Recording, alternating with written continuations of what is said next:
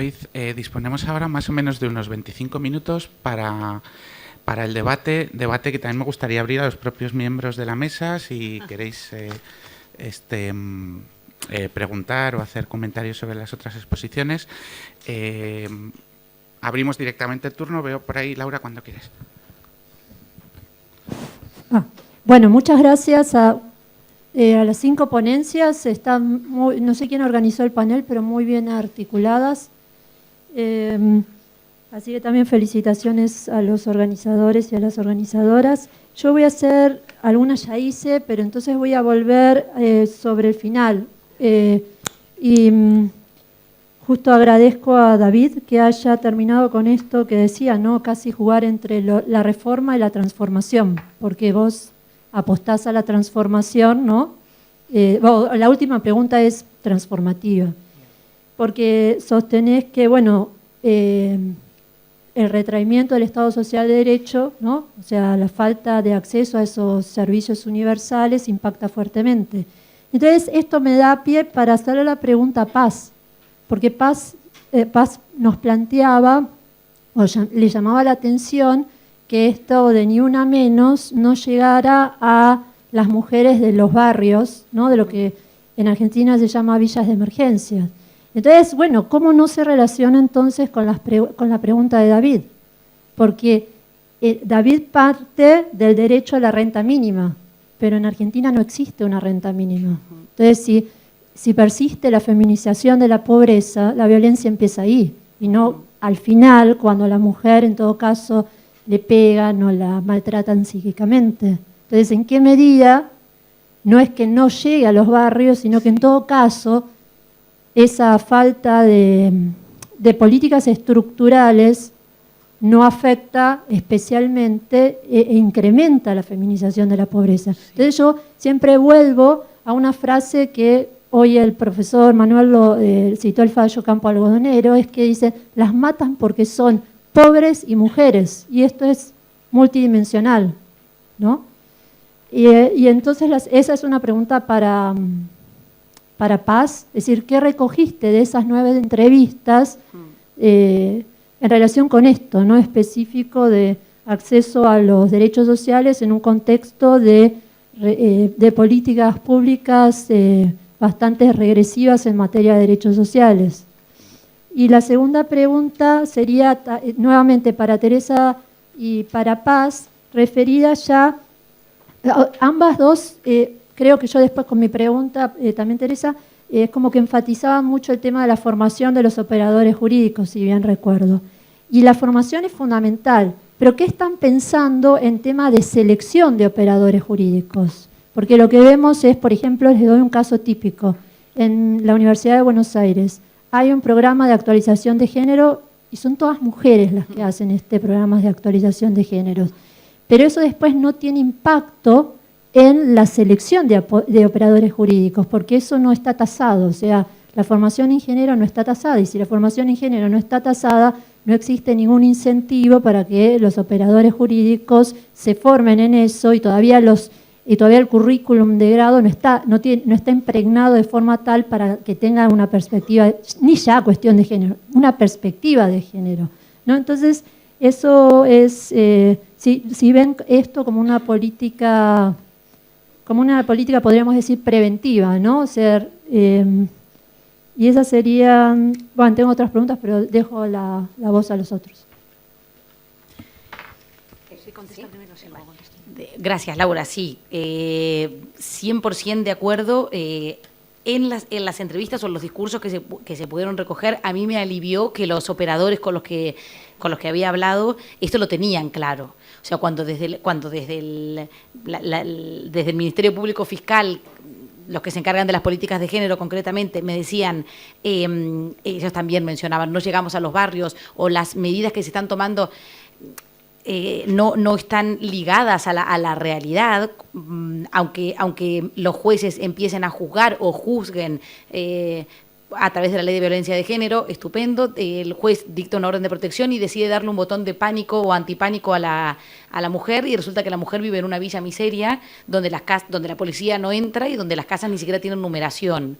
Entonces, quiero decir, el nudo crítico aparece en la práctica del sistema judicial, cuando se manifiesta la distancia que existe entre el sistema judicial y la mujer o las mujeres como tal, ¿no? Porque las mujeres son pobres, porque viven en contextos determinados, porque una de las apuestas que me comentaron fue esta idea de los formadores barriales o algo así, no sé si lo escuchaste mencionar. La intención es que a pesar de que la gente como tal no pueda entrar al barrio o no entre al barrio tradicionalmente, la idea es que estos formadores, que sean propios del barrio, sobre todo jóvenes, empiecen a formarse en perspectiva de género y sean los que no solo van a hacer campañas de sensibilización, sino que van a comenzar con esta idea de la prevención primaria, ¿no? Y de casos de detección temprana y de alerta, como una de las políticas más prácticas. Pero evidentemente es una cuestión de partida, de entender que estas mujeres están cruzadas por múltiples variables, que el género no alcanza para analizar esos casos concretos. Lo que pasa es que las sentencias y las políticas son de corta y pega, y eso pasa en Argentina, pero también pasa en España. Cuando decíamos la subjetivación de estas políticas, la subjetivación de las decisiones, los casos los supuestos son distintos. Y no se pueden tomar medidas así, a lo abstracto o a lo general, evidentemente. Y en relación a la obligatoriedad también, a la obligatoriedad de la formación, hay voces que evidentemente dicen que para ocupar determinados cargos tendría que ser obligatorio una formación en género, evidentemente, y que por supuesto la apuesta es ir al sistema educativo. A mí también me lo mencionaban los compañeros de la Universidad, de la Facultad de Derecho de Buenos Aires. Es imposible, no es muy difícil convencerlos, no tienen ni siquiera, no es que no tengan conciencia, es que no hay ni siquiera interés. Entonces, claro, ¿cómo meter en un currículum o cómo meter en un programa de una asignatura de una carrera determinada o una asignatura concreta de género? Es complejo. Desde la Comisión de la Mujer o desde la bancada de la mujer del Senado hay propuestas en este sentido, hay iniciativas que en este sentido para intentar incluir en determinados programas formativos la cuestión de género. Pero claro, es todo un camino largo y tedioso. Sí. Bueno, yo redundo en lo que dice Paz. Gracias, Laura, por las preguntas que nos has hecho. Se ve que te ha interesado mucho lo que hemos contado. Muchas gracias.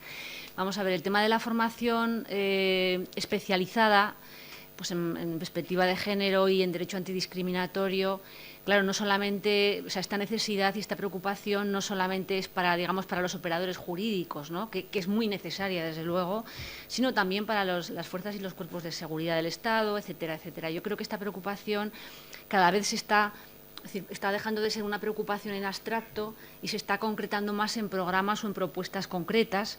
Por ejemplo, en el Pacto de Estado al que me he referido al final de mi exposición, en el caso del Estado español, se recoge, por ejemplo, en el punto 5, pues, el tema de una formación en materia de derecho antidiscriminatorio en violencia de género para que la asistencia, es decir, para que la respuesta asistencial desde los diferentes ámbitos de donde se trabaja profesionalmente con situaciones de violencia de género, pues se pueda también responder mejor e implementar mejor todo lo que hay que hacer, ¿no? Entonces, es una formación, o sea, hay que impulsar una formación especializada, no solo en violencia de género, sino en tema también de derecho antidiscriminatorio, e incluso se habla en este Pacto de Estado de que a las personas que se ocupan en los medios de comunicación de todas estas cuestiones, por la importancia y la trascendencia que tiene a nivel social y político que esto se recoja, también tendrían que recibir una formación especializada en este sentido. Entonces, yo ahora, por ejemplo, en este momento momento sí que veo que hemos dejado de hablar en un sentido más abstracto y vago, y que no solamente en España o en Argentina, sino que en Europa, yo que sé, en Italia o en Francia o en Reino Unido, existe esta preocupación de una formación especializada, para ellos más en derecho antidiscriminatorio, porque ellos no tienen la concepción de la violencia de género como separada de la violencia doméstica normativamente, sino que bueno, va todo junto, aunque ellos hacen sus diferenciaciones, y entonces, bueno, pues yo creo que sí que es un momento bueno, que hace falta que esto se lleve a cabo, es decir, que se pueda llevar a cabo, y que, bueno, pues que hay que concretar mucho todo eso, que no vale decirlo en general, sino, claro, el tema que planteas no es cierto, es decir, yo te doy la razón en el sentido de que cuando se dan máster o maestrías o tal en temas de perspectiva de género en general, pues tenemos el 95% que son mujeres y un 5%, a veces menos, que son hombres, ¿no? Pero yo creo que esto también está cambiando y que cada vez hay más, digamos, ese interés. En la investigación se ve, o sea, en el mundo de la investigación estamos bastante paritarios, unos y otras, ¿no? Y yo creo que, bueno, pues estamos en un momento... Yo es que soy optimista por definición, a mí me cuesta mucho tirar la toalla. Yo creo que es un momento, en este sentido, interesante, y que, bueno, pues vamos a ver cómo se va concretando todo, y ahí vamos a estar también para pendientes, ¿no? Gracias. Sí, gracias, Teresa. Tenemos 1, 2 y 3 palabras pedidas. Estoy de acuerdo porque la lo primero es que bueno, habría que hacer un estudio sobre la asignatura de grado que hay sobre el tema de género en todos los grados, a través de las modificaciones legales oportunas que hubo antes del 2010, se introdujo la asignatura de género, pues es decir, en sociología, en ciencia política, en relaciones laborales. Habría que primero ver cuál ha sido el alcance universitario. Pero yo me creo que esto no es el objeto. El objeto es que en una sociedad como la española, que tiene un 20 y tantos % de tasa de abandono escolar, me parece más importante que se atienda a los adolescentes, no tanto a los universitarios o los...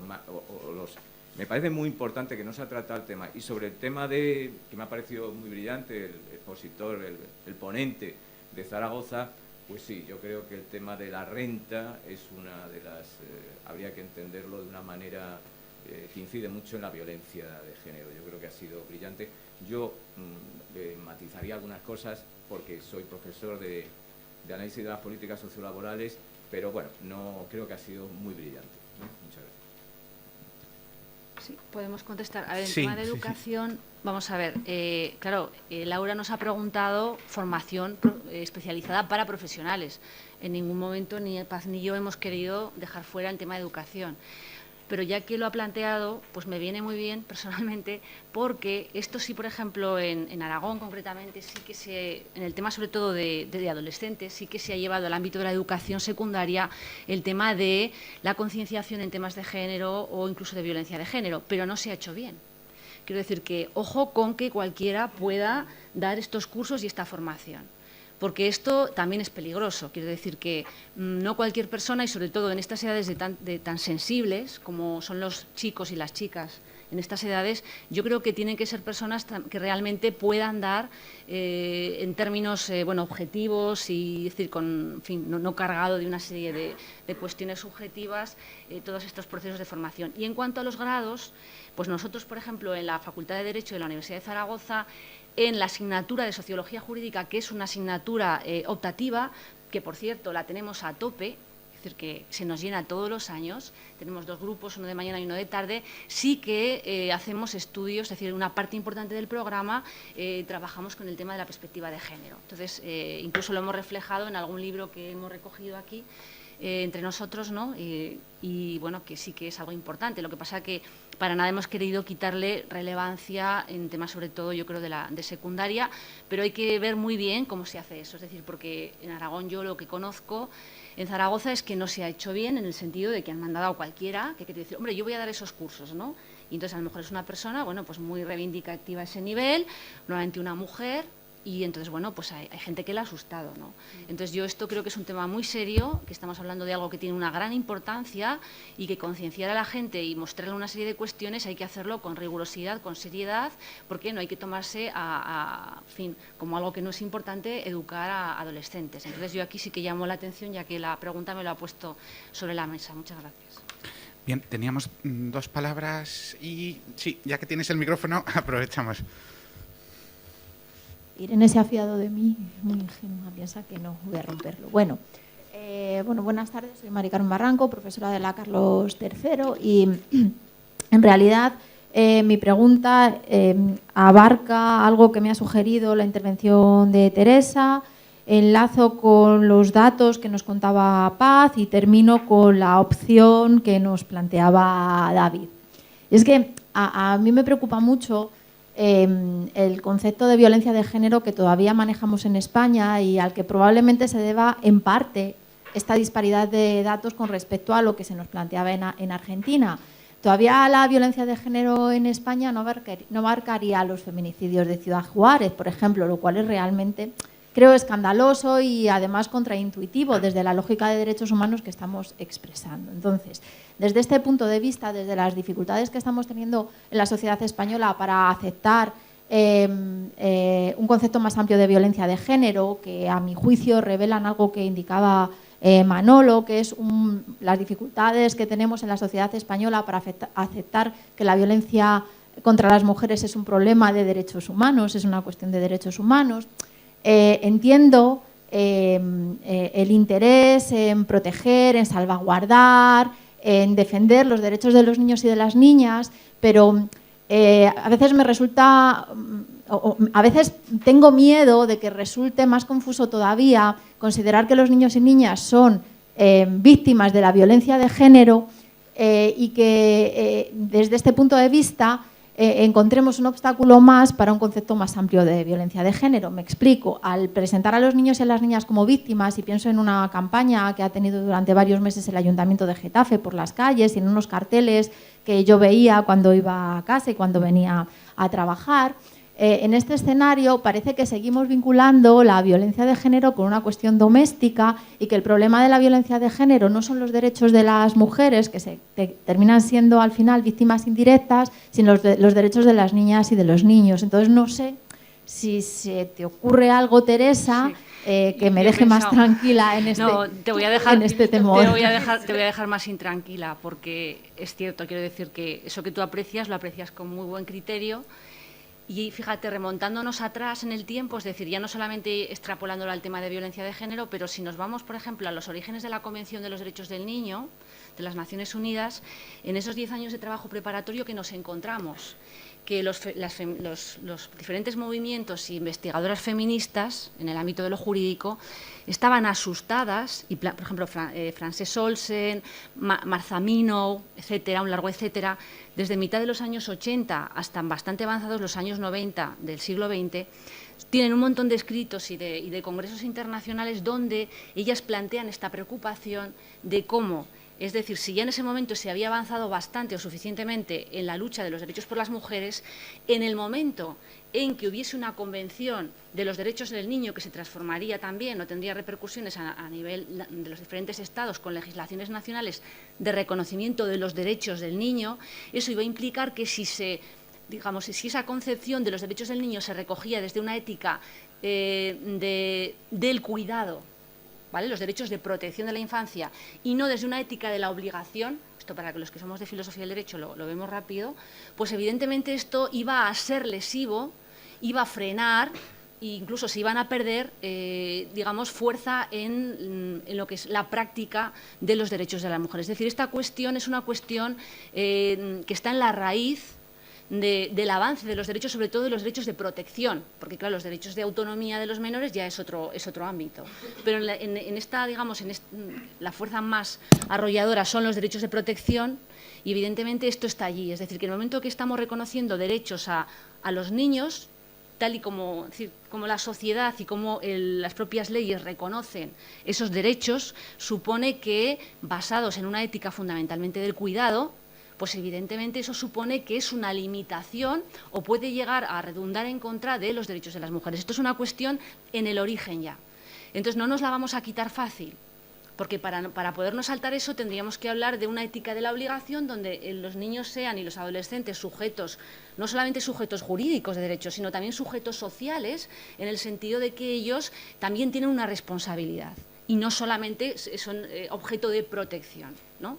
Entonces, claro, esto está muy presente en todos los debates de los diferentes movimientos feministas, sobre todo el feminismo jurídico, y son muy conscientes desde los orígenes de la Convención, antes de que se aprobara, y hay un montón de artículos y de publicaciones en este sentido, pero que cada vez que aparece otra vez, nos cuestionamos otra vez en qué momento estamos de los derechos de los niños y las niñas, tenemos que volver a plantearnos esto. Es decir, yo no creo que tenga salida tal y como las leyes han reconocido este tipo de derechos, ¿no?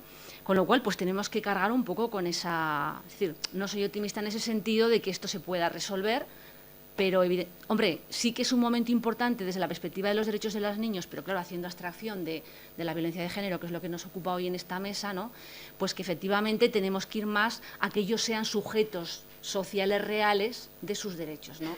Y entonces, es decir, que nos vayamos de esa ética del cuidado más hacia una ética de la obligación. Y también es una cuestión importante para reformar también, yo creo, algunas leyes en ese sentido, dentro de lo que se pueda, ¿no? Pero evidentemente esto está en el origen y va a seguir estando, es decir, que no es algo que nos lo podamos saltar. Pero yo creo que, claro, antes me ha preguntado Gorka, Teresa, los 160 niños que se han quedado huérfanos, ¿en cuántos años? Pues es en 3 años. ¿Vale? Entonces, claro, evidentemente no podemos olvidarnos tampoco de ellos. Es decir, tenemos que encontrar la manera de cómo podemos también, bueno, ponerlos en un primer plano, que yo creo que la idea de ponerlos como víctimas directas ya es algo muy importante, porque han pasado muy desapercibidos, ¿no?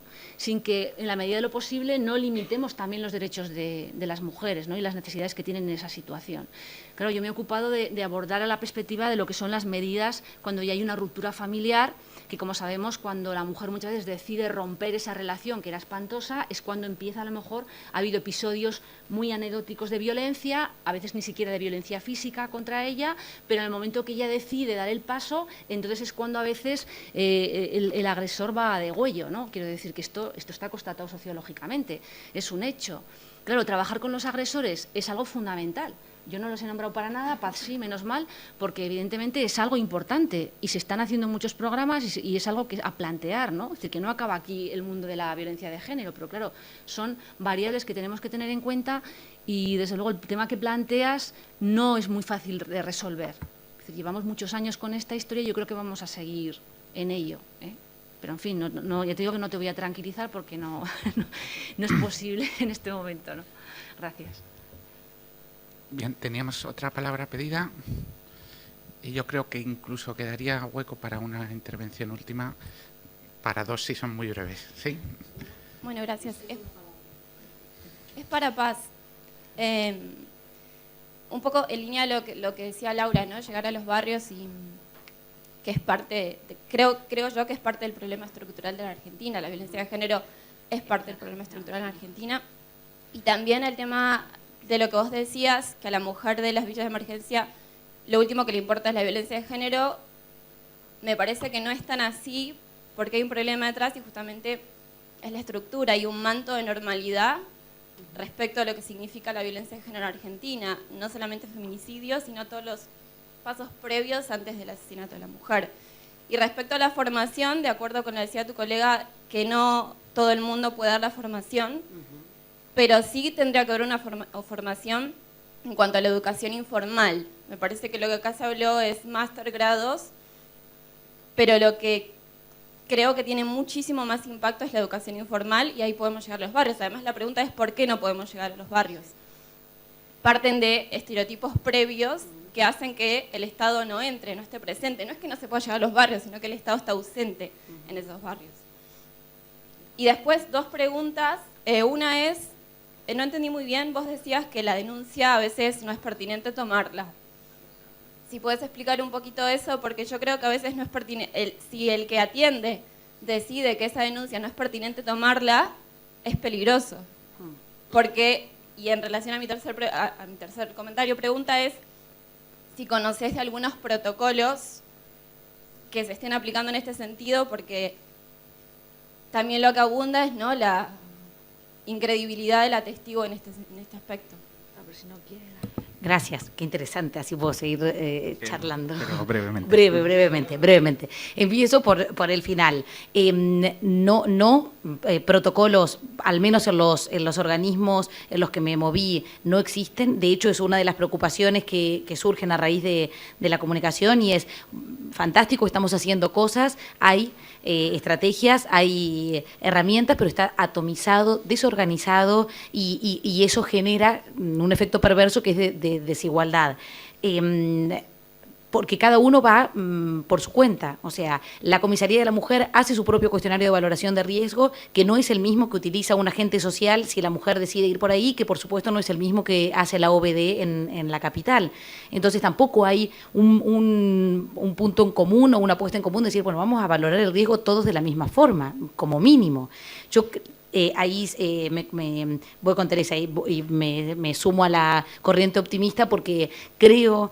El Plan Nacional evidentemente no va a ser la salvación de nadie, pero por primera vez el Consejo Nacional de Mujeres está presidido por una mujer que no solo es mujer, sino que además es militante feminista, y aunque hay ciertas críticas respecto de ese plan, porque tampoco se contó demasiado con las bases, sí creo que hay medidas en ese sentido que eso puede ser beneficioso.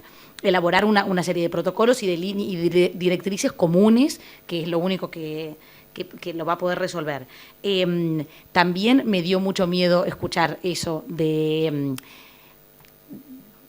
decidir si era pertinente o no era pertinente hacer una denuncia. Y me dio más miedo escuchar cosas como por ejemplo, nosotros definimos un poco ese relato que vendría a ser la denuncia, ¿no? Pero eso también lo escuché aquí en España. La gente que va a recoger una denuncia o el abogado de oficio sabe perfectamente lo que tiene que decir esa denuncia. Y se lo comentaba recién a Víctor, hay palabras que tienen que estar para que un juez dicte una orden de protección. Hay coletillas que tienen que estar presentes, y eso lo sabe el operador. Entonces, a veces no es pertinente hacer una denuncia porque hacer una denuncia incrementa el riesgo exponencialmente de esa mujer. Hay mujeres que no saben ni dónde van a ir, ni dónde van a ir después de interponer esa denuncia. Hay mujeres que no tienen red, que no tienen recursos, que no tienen trabajo, que se tienen que hacer cargo de los hijos, y en tu responsabilidad como operador social también está que si esa mujer viene y dice, mira, me está pasando esto, tú no puedes decirle, ves a hacer una denuncia, porque en ese momento se prende un botón que conlleva una serie de actuaciones que no solo van a incrementar su riesgo, sino que además tienen efectos prácticos. Hay que elaborar un plan para esa mujer que decide denunciar. Esa mujer tiene que vivir un proceso de cierto empoderamiento antes de presentar una denuncia. Tiene que aguantarse que los operadores le pidan repetir 6 veces el último hecho que la lleva a denunciar, aguantarse ser hostigada, aguantarse a la presión de la familia, de la familia no solo la suya, sino también la de su marido. O sea, hay un montón de cuestiones que están ahí cuando una mujer decide entrar en un proceso judicial, que no le crean, que le pregunten 40 veces lo mismo porque el reconocimiento forense no les cuadra. Entonces, antes de presentar una denuncia, esas cuestiones al menos la mujer la tiene que saber, ¿no? Y la formación informal, sí, yo también apuesto por eso, porque sí se parte desde un estereotipo cuando se cree que no se puede llegar a los barrios. Ellas me contaban que pasaban, o sea, que tenían situaciones como que las mujeres se acercaban al centro como un centro de asistencia, que estaban 3 días charlando, comentando la situación, intentando reconocer y autoconvencerse de lo que estaban viviendo era una situación de violencia de género, y que las mujeres dejaban de ir, porque se daban cuenta que lo que venía después, o que ese reconocimiento suponía una carga tan grande que era, por eso ellas decían que era la menor de sus violencias, porque en realidad lo otro, bueno, si había que aguantarse que el marido cada vez que se emborrachaba le pegara, había otras cosas peores y más, y que para ellas. Sí, pero bueno, es una concepción de la víctima. Ella tiene que entender que esa violencia...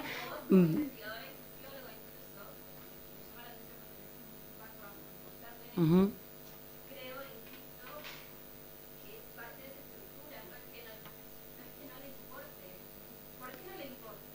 No, claro. Sí, pero no las puedes obligar Eso, a que... claro.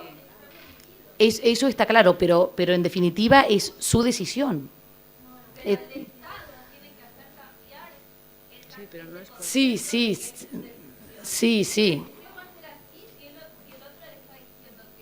Sí, pero bueno, hay muchas corrientes en ese sentido. Hay incluso aquí, que lleva muchísimo tiempo la ley, si hay gente que está pensando que el Estado no puede actuar desde una óptica tan paternalista y decirle cuándo tiene que hacer una cosa o cuando...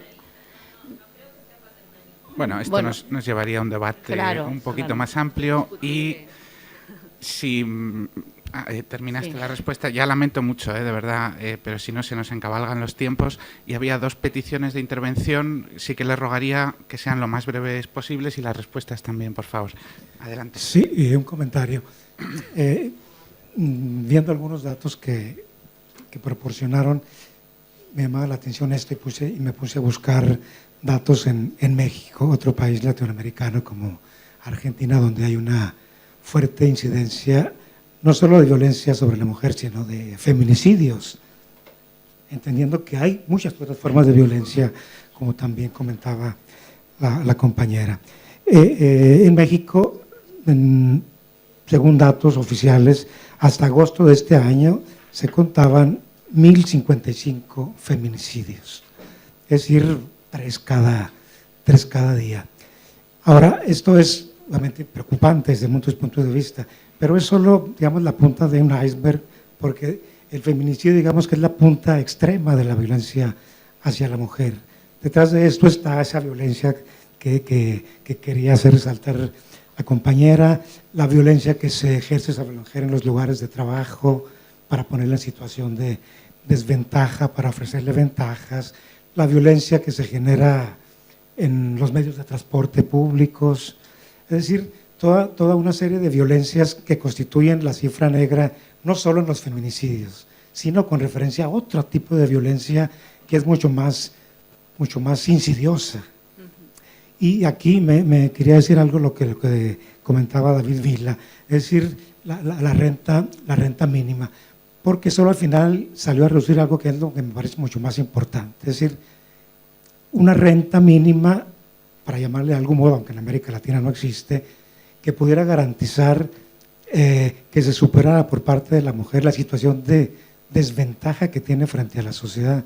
Entonces, una renta mínima que no fuera una previsión ex post, porque de esto nos hemos estado ocupando creo que en la mañana, cuando ya existe la violencia, sino algo que pudiera ser abstracto, generalizado, que interviniera antes de que se produzca la violencia, porque después de que se produce ya tenemos un fracaso del derecho como medida de control de la violencia. Entonces, si visualizamos nada más este último aspecto, perdemos, creo yo, el otro punto que a mí me parece mucho más importante, que es lo que alguien llamó la eficacia primitiva o primaria, ¿no? Para que fuera superflua la intervención después del Estado. Creo aquí, al menos personalmente, que aquí tenemos que visualizar muy bien cuáles son los factores que pueden influenciar la formación informal en las escuelas, quizá, la formación informal en la familia. Creo que también puede ser un aspecto importante, claro que no podemos tomarlo sin más como algo sobre el que podamos intervenir. La formación cultural. En Europa seguramente el machismo, me imagino por los tiempos que llevo viviendo en Italia, que es mucho menos una forma cultural como lo puede ser en América Latina.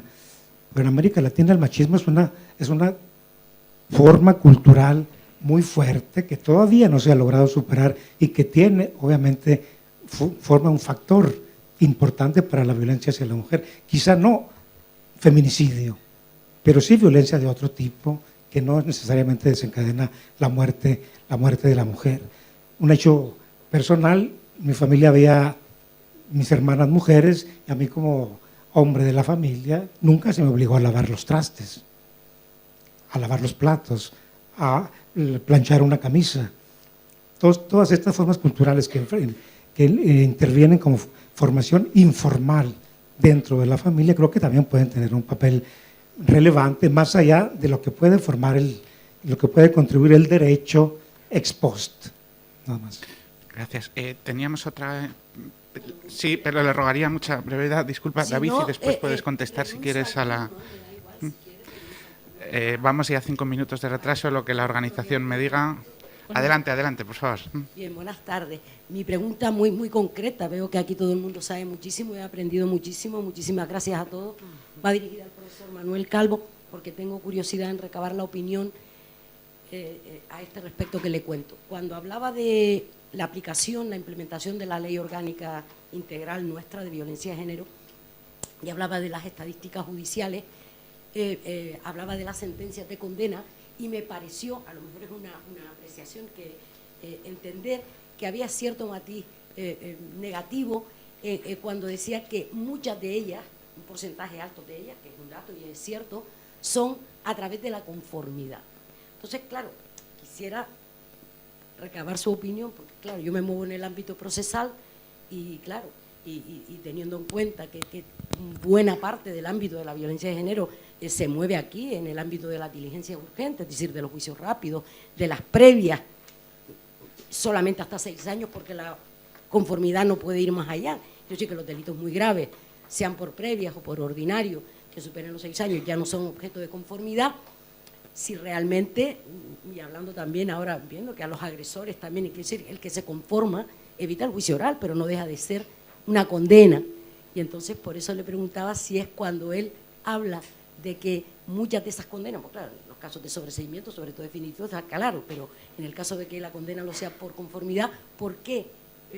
Entendí yo, o piensa usted que hay algún tipo de hándicap en que la condena no lo sea mediante la prueba en el juicio oral, sino, bueno, a través de la conformidad prestada, salvo que se refiriera a lo mejor a la rebaja de pena del 801 o en fin, a la reducción de 1/3 de la pena o, bueno, beneficios materiales siempre los hay. Quisiera saber por qué. Obviamente en la conformidad va a haber una negociación y vamos a acabar siempre en penas en condenas por debajo de los 2 años de prisión, y yo eso lo enlazaría con la suspensión de la pena y ese panorama que a mí me hace pensar en la impunidad. Obviamente no estoy en contra de la negociación en el sistema penal. En abstracto no estoy en contra de las sentencias de conformidad, pero sí que me da la impresión de que las condenas están disminuyendo y que si se mantiene algo el porcentaje es por las condenas por las sentencias de conformidad. Si te fijas en lo que son los juzgados de lo penal, eso es muy claro. El porcentaje de condenas se mantiene precisamente por las sentencias en conformidad. Eso a lo que va a dar lugar es a beneficios, a suspensión de la pena, etcétera, etcétera. Y por eso yo exponía esos datos para subrayar que bueno, pues que estamos un poco en la idea de la impunidad. Y aprovecho que tengo la palabra para decir que estamos hablando de un fenómeno muy complejo. Ya en el 2005 hicimos una investigación a raíz de la ley española. Entonces, una de las cosas que nos llamó mucho la atención era el tema de las retiradas de las denuncias y valoramos que el problema de la víctima muchas veces era la falta de información y la falta de asistencia de todo tipo, jurídica y también psicológica, y que pudiese haber una trabajadora social y que tuviese la información. Y que fuese ella, una vez superada esa situación de estrés, la que de alguna forma conscientemente decidiese si seguía adelante con la denuncia o no. Yo creo que este tema es importante, y es importante porque en buena medida, y lo podemos ver en las campañas publicitarias, se ha insistido mucho en el lema "mujer denuncia". Y parece que la erradicación de la violencia de género tiene que ver precisamente con la intervención y la actuación de las víctimas. No, es el Estado, es la sociedad la que debe erradicar la violencia de género. Si hemos dicho que es un problema social, es un problema social, no es un problema de la víctima. Y en cualquier caso considero que los casos que vemos en la investigación social son casos muy diversos, ¿no? Y no se puede establecer una regla general. Bien, pues muchas gracias a las cinco ponentes y a todos ustedes por sus preguntas. Damos por cerrada entonces la mesa. Y procedemos a... No hay descanso en el...